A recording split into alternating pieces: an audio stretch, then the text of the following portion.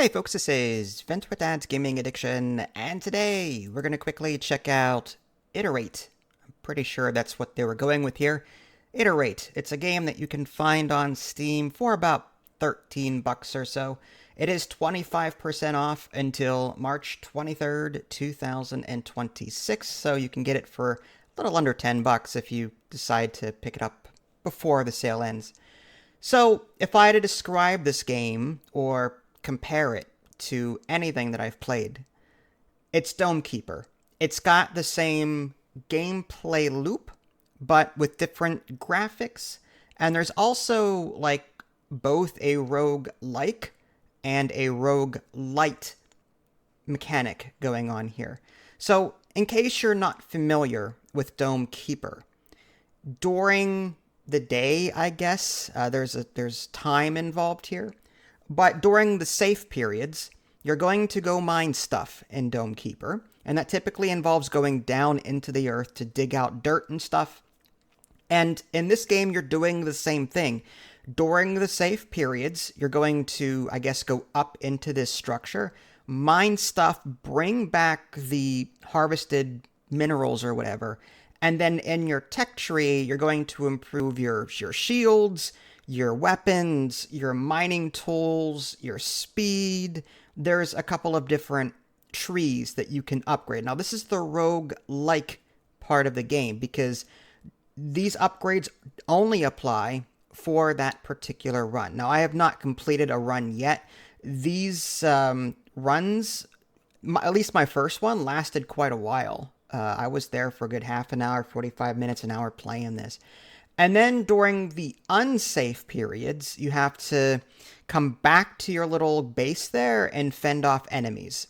So you get to build turrets and the like, but you have to find the blueprints for them first. And like if you find a blueprint for a cannon, that only gives you the ability to build one cannon. But you can upgrade said cannon with the resources that you're finding. So you can sort of... You have to choose what you're going to spend your resources on that you find. You can either buy turret upgrades for defense, or again, you can buy upgrades for your own character so that he's better at mining and everything else. Now, again, just like in Dome Keeper, during the unsafe period, you're going to have this sort of shield come up around your base, and enemies are going to come at you from both the left and right sides. Sometimes there's going to be a flying enemy. Sometimes, at least, there was this huge ship that came by and totally wrecked me. But that's the roguelite element to this game. You're not, I don't think, meant to succeed on your first run. You'll see the roguelite upgrades toward the end of the video here. But yeah, during the night or during the unsafe period, enemies come at you, and you have to just fend them off. And the longer you hold in your fire button, the more inaccurate your shots become. So you kind of have to like burst shooting, do some burst shooting. But your rate of fire isn't as good.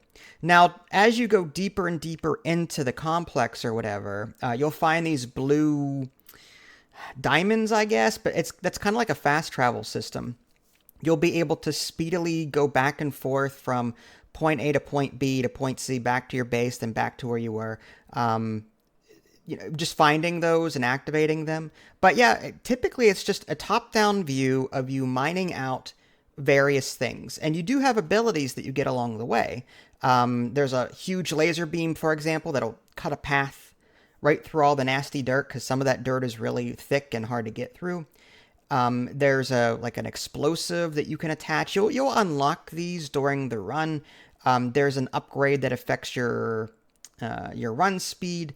And then, like in Dome Keeper, you've got this little like gun that holds all the minerals that you find. And this is a really clunky part of the game. I kept getting my minerals stuck on stuff and I kept losing them.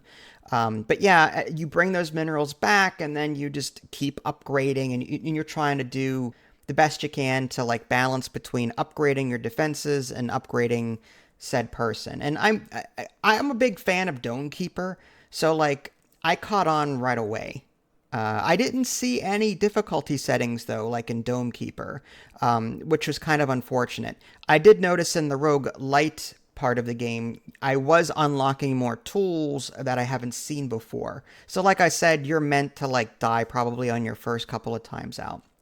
But I like the overall aesthetics of the game. Again, aside from grabbing minerals and bringing them back, I found that really clunky. And then there's this really weird, it doesn't happen very often, but there's these outside portions where you actually, your person goes outside and it's a little puzzle. You have to mine out blocks and clear the way for the laser beams so that they reach this pillar. And you can rotate the connectors, and it's not terribly difficult, but it's something I wasn't expecting. Like, I went from a top-down view to now all of a sudden I've got this really janky, like, top sideways diagonal, not isometric, but like it's a really weird view. And I had a hard time navigating the environment with that particular view. I wish it was top down just like the rest of the game was, but it's just a weird design choice. But I guess they had to do it for the sake of the puzzles and the lasers and all that stuff. But completing these outside portions, and they are few and far between, grant you more things and unlock more things for you. But at some point, you're going to reach a point where the enemy waves get so difficult at night that there is just no stopping it. And for my first run, it was the point where there was a large ship that was just dropping enemies, and just it wrecked me. It totally wrecked. But I expected that, this having roguelite elements, okay? And when you go back to the base or whatever, like the main base, there's, I don't want to say it's a very large tech tree because it's really not. There's like 20 or so skills. It's like a 5x4 grid. So I was expecting a larger roguelite element, but there's also loadouts in this game. Like, as I said, you're going to unlock more base devices, more secondary weapons, different loadouts. So you will be unlocking more things over time. I was hoping for more roguelite stuff, but as it is, this game will keep you busy for quite a while. So yeah, I do recommend it. It's not bad. If you like Dome Keeper, you'll like this alternate version of it. This is Vince. Thanks for watching. I'll catch y'all next time. Take care.